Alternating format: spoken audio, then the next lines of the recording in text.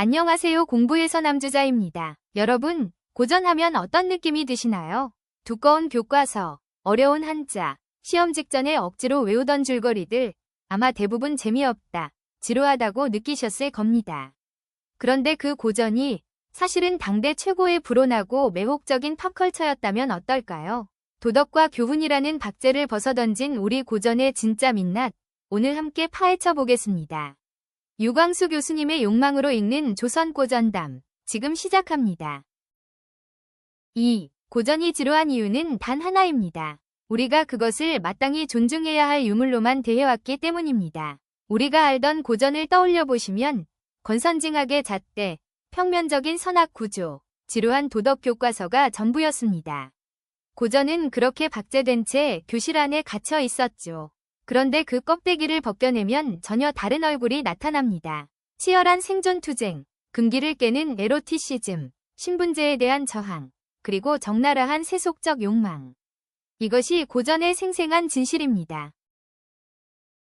3. 흥부전 하면 떠오르는 것들이 있습니다. 착한 흥부, 나쁜 놀부, 제비, 박, 그리고 건선징악. 우리는 이 이야기를 형제 오해의 교훈으로 배워왔습니다. 그런데 잠깐 멈춰보겠습니다. 더 부자가 되고 싶은 놀부와 일하지 않으려는 흥부. 이 둘의 대립을 단순히 선과 악으로 읽어도 될까요? 황금박이 터지는 이 장면은 그저 착한 사람에게 찾아온 행운이 아닙니다. 조선 후기 급변하는 경제구조 속에서 서로 다른 방향으로 치달은 두 가지 욕망이 충돌하는 상징입니다. 우리가 동화로 읽어온 이 이야기, 사실은 훨씬 복잡하고 날카로운 현실을 담고 있었습니다. 4. 우리가 알던 놀부는 동생을 빈손으로 내쫓은 천하의 악당이었습니다. 그런데 문헌을 들여다보면 전혀 다른 인물이 나타납니다. 그는 물려받은 유산을 불리고 지켜낸 가부장적 자본가이자 종갓집 경영자였습니다. 주어진 역할을 묵묵히 감당해온 사람이었던 것이죠. 흥부도 다시 봐야 합니다. 가난하지만 우애 깊고 선량한 동생. 이것이 우리가 알던 흥부입니다. 하지만 문헌 속 진실은 냉정합니다. 대책 없이 자식만 낳고 능동적인 노동은 회피하며 남의 시선만 신경 쓰는 무능한 허세꾼이었습니다. 그리고 결정적인 사실이 하나 있습니다. 흥부전의 시작은 부당한 쫓겨남이 아니었습니다. 결혼 후 독립, 즉 분가였습니다. 흥부 역시 부모의 유산을 상속받고 독립한 것입니다. 흥부는 그 재산을 몽땅 해먹은 것이었습니다. 악당과 피해자의 구도, 처음부터 우리가 잘못 읽은 것이었습니다. 5. 왜 한 명은 부자가 되고 한 명은 거지가 되었을까요? 그 답은 두 사람의 성격 차이가 아니라 시대의 변화에 있습니다. 17세기 이전 조선은 남녀균분상 속 사회였습니다.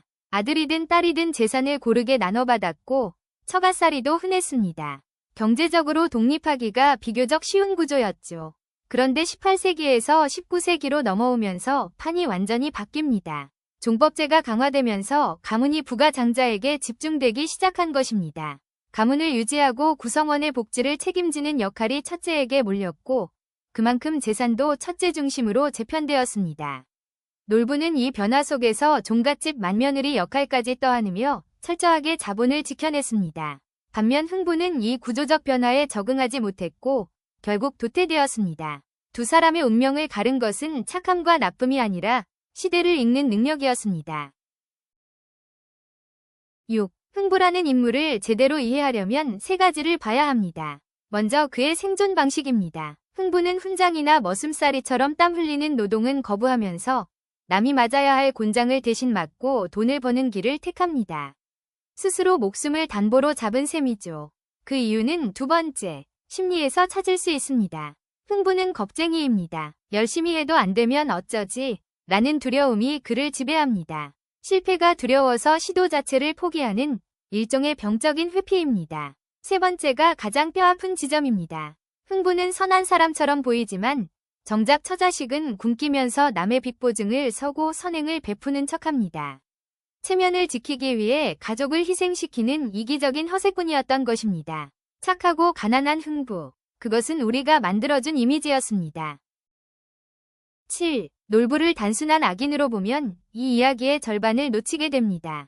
놀부는 처음부터 심술 꾸준 사람이 아니었습니다. 거친 세파 속에서 가문이 재산을 지키기 위해 누구보다 치열하게 일한 억척스러운 가장이었습니다. 그 시절의 놀부는 성실함 그 자체였죠. 그런데 어느 순간 균열이 생깁니다. 돈을 버는 것이 수단이 아니라 목적이 되어버린 것입니다. 그 순간부터 놀부는 인간다움을 잃고 심술보로 폭주하기 시작합니다. 가진 것을 지키려는 욕망이 가진 것에 지배당하는 집착으로 바뀐 것이죠. 결말은 상징적입니다. 흥부에게서 빼앗은 화초장을 열었을 때 안에서 구렁이가 나왔습니다. 엽전을 가득 품고 있어야 할 그 상자 안에 파멸이 도사리고 있었던 겁니다. 통제력을 잃은 자본은 결국 주인을 집어삼킵니다. 놀부의 이야기는 악인의 몰락이 아니라 욕망이 욕심으로 변하는 순간 인간이 어떻게 무너지는지를 보여주는 이야기입니다. 8. 이 저울이 흥부전의 본질을 압축합니다. 한쪽에는 놀부가 있습니다. 기존 질서 안에서 악착같이 움켜쥐려는 극단적 보수입니다. 무조건 모으고 지켜라. 변화는 없고 수축만 있는 방어의 자세입니다. 반대쪽에는 흥부가 있습니다. 현실을 외면한 채 강남제비라는 외국 자본과 박이라는 로또에만 기대는 한탕주의 도박입니다. 인생은 한방이다. 노력은 없고 유행만 바라는 극단의 자세입니다. 그런데 이 둘을 선과 악으로 나누는 순간 우리는 이 이야기의 핵심을 놓치게 됩니다. 흥부전은 선악의 대립이 아닙니다. 급변하는 사회 속에서 방향을 잃고 서로 다른 극단으로 치달은 두 인간의 이야기입니다. 그리고 불편한 진실이 하나 있습니다. 이 두 모습은 남의 이야기가 아닙니다. 우리 뱃속에 함께 들어있는 두 가지 자화상입니다. 9. 이제 춘향전입니다. 우리는 이 작품을 오랫동안 이몽룡을 기다리는 아름다운 사랑 이야기로 알고 있었습니다. 정절을 지킨 여인, 사랑을 위해 고난을 견딘 수뇌보. 그것이 우리가 배운 춘향이었죠. 하지만 춘향은 정절의 상징이 아니라 자기결정권의 혁명가였습니다. 끊어진 밧줄과 붉은 댕기는 사랑을 지키는 이미지가 아닙니다. 자신을 오감해던 신분제의 사슬을 스스로 끊어낸 혁명의 이미지입니다. 춘향전을 제대로 읽으려면 먼저 우리가 당연하게 여겨온 몇 가지 사실부터 다시 확인해야 합니다. 10. 춘향에 관해 우리가 당연하게 믿어온 것들이 있습니다. 그런데 그것이 모두 틀렸습니다. 첫 번째는 외모입니다. 춘향은 절세미녀였을까요? 원래 남원 지역에 전해지던 춘향 설화 속 그녀는 오히려 박색, 즉 못생긴 여인이었습니다. 억울한 현실을 달래고 싶었던 대중의 열망이 그녀를 조선 최고의 미녀로 탈바꿈시킨 것입니다. 두 번째는 방자입니다. 우리는 방자를 이몽룡의 친한 친구쯤으로 기억하지만 방자는 사람 이름이 아닙니다. 관청에서 심부름하는 몸종을 뜻하는 보통 명사입니다. 세 번째가 가장 중요합니다. 춘향의 신분입니다. 많은 분들이 춘향을 양반에 숨겨진 딸쯤으로 여기지만 사실은 전혀 다릅니다. 어머니 월매가 퇴기, 즉 은퇴한 기생이었으므로 일천즉천과 종모법에 따라 춘향은 명백한 국가 소유의 천민, 관기였습니다. 바로 이 지점이 춘향전의 혁명성을 이해하는 핵심 열쇠입니다. 가장 낮은 곳에 있던 여인이었기에 그녀의 저항이 더욱 폭발적인 의미를 가질 수 있었던 것입니다. 11변학도는 정말 탐관오리였을까요? 이 질문에서 시작해보겠습니다. 변학도가 남원에 부임한 뒤 암행어사 출도를 맡기까지의 시간은 길어야 수개월입니다. 백성을 착취하려 해도 물리적으로 시간이 부족했습니다. 탐관오리 프레임 자체가 처음부터 흔들립니다. 부임 직후 그가 명령한 기생점고, 즉 관기 인원 파악은 어떨까요? 이것은 악행이 아니라 새로 부임한 관리가 반드시 수행해야 할 필수적인 인수인계 절차였습니다. 오늘날로 치면 첫날 출근해서 업무 파악을 하는 것과 다르지 않습니다. 수청도 다시 봐야 합니다. 수청은 단순한 성상납 요구가 아니었습니다. 지방을 순찰하는 관리에게 밥, 세수, 난방, 잠자리를 제공하는 일종의 구경 호텔 서비스였고 이는 기녀의 공적 의무였습니다. 사또의 명령은 당시 법제 안에서 지극히 합법적이었습니다.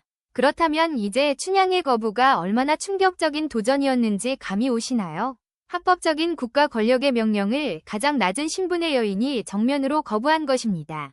그것이 바로 춘향전의 폭발적인 혁명성이었습니다. 12피라미드 꼭대기에는 사또, 즉 국가 권력이 있고 맨 아래에는 기생 춘향이 있습니다. 조선 신분제의 가장 극단적인 대립 구도입니다. 춘향은 소녀는 지아비가 있습니다. 라며 거부합니다. 그런데 이 논리에는 결정적인 허점이 있습니다. 이몽룡은 춘향을 합법적인 첩으로 데려간 적이 없었습니다. 법적으로 춘향은 여전히 국가 소속의 기녀였고 그녀의 몸은 여전히 국가의 것이었습니다. 억지 논리였던 셈이죠. 그럼에도 춘향은 거부했습니다. 천하디천한 관기가 사또, 즉 국가 권력의 정당한 공정명령을 정면으로 거부한 것입니다. 당시 기준으로는 상상조차 하기 어려운 발칙한 도발이었습니다. 그런데 여기서 핵심을 짚어야 합니다.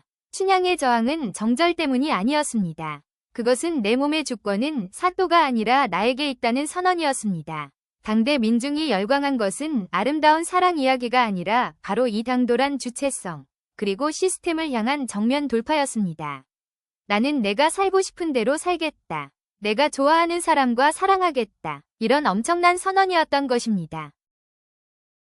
13. 사실 이몽룡의 등장은 현실적으로 말이 되지 않습니다. 모순이 무려 3가지나 됩니다. 첫째, 장원급제를 한 직후에 생초자 관리에게 암행어사를 맡기는 것은 불가능합니다. 둘째, 상피제라는 규정이 있습니다. 연고제에는 파견할 수 없다는 원칙인데 이몽룡은 남원과 연고가 있으니 애초에 발령 자체가 안 됩니다. 셋째, 암행어사로 내려왔으면 부패감찰이 본업인데 정작 옥에 갇힌 전 여친 구하기에만 혈안이 되어 있습니다.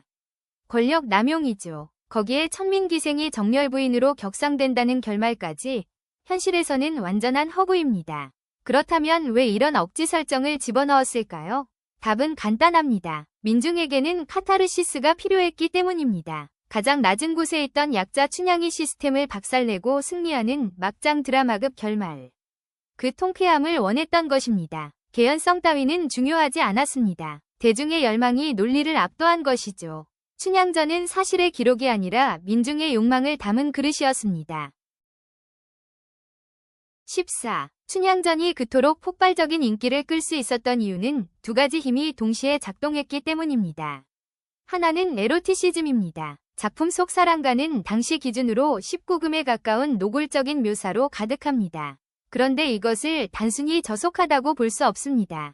신분과 계급을 초월해 인간을 평등하게 만드는 원초적인 에너지였습니다. 양반이든 천민이든 욕망 앞에서는 모두 같은 인간이라는 것이죠.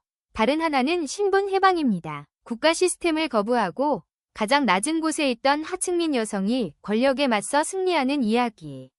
억눌려 살던 민중에게 이것은 대리만족 그 이상이었습니다. 이 2가지가 만나는 지점에서 폭발적인 카타르시스가 터져나왔습니다. 춘향전은 교과서가 가르쳐준 연려 이야기가 아닙니다. 적나라한 성적 묘사로 양반의 근엄함을 조롱하고 하층민 여성의 입을 빌려 신분제의 폭력성을 고발한 가장 전위적이고 불온한 텍스트였습니다. 부러우면서도 질투가 나서 잡년이라 욕하면서도 결국 몰래 숨어서 열광했던 조선 최고의 팝 컬처였습니다. 15. 거울 속에 현대인의 실루엣이 보입니다. 흥부의 회피, 놀부의 집착, 춘향의 발칙한 도발. 이것들은 수백 년 전 조선의 이야기가 아닙니다. 지금 이 시대를 살아가는 우리 뱃속에서 똑같이 꿈틀거리는 욕망입니다. 요행을 바라며 한방을 꿈꾸는 우리 안의 흥부, 가진 것을 놓치지 않으려 악착같이 움켜쥐는 우리 안의 놀부, 그리고 누군가 안 된다고 할 때 내가 결정한다고 말하고 싶은 우리 안의 춘향. 고전은 OX 퀴즈가 아닙니다. 교훈과 전형의 감옥에서 고전을 해방시킬 때 비로소 그 안에서 주체적인 인간의 얼굴이 드러납니다. 당대 민중들의 열망을 느낄 수 있는 작품이었습니다. 오늘 영상이 여러분의 딸깍이 되셨길 바랍니다. 지금까지 유광수 교수님의 욕망으로 읽는 조선 고전담이었습니다. 그리고 유 교수님의 다른 저서 문제적 고전살롱, 가족기담도 정말 재미있습니다. 모두 링크에 남겨두었으니 구매해서 읽어보시면 좋겠습니다. 구독과 좋아요는 영상 제작에 큰 힘이 됩니다. 시청해주셔서 감사합니다.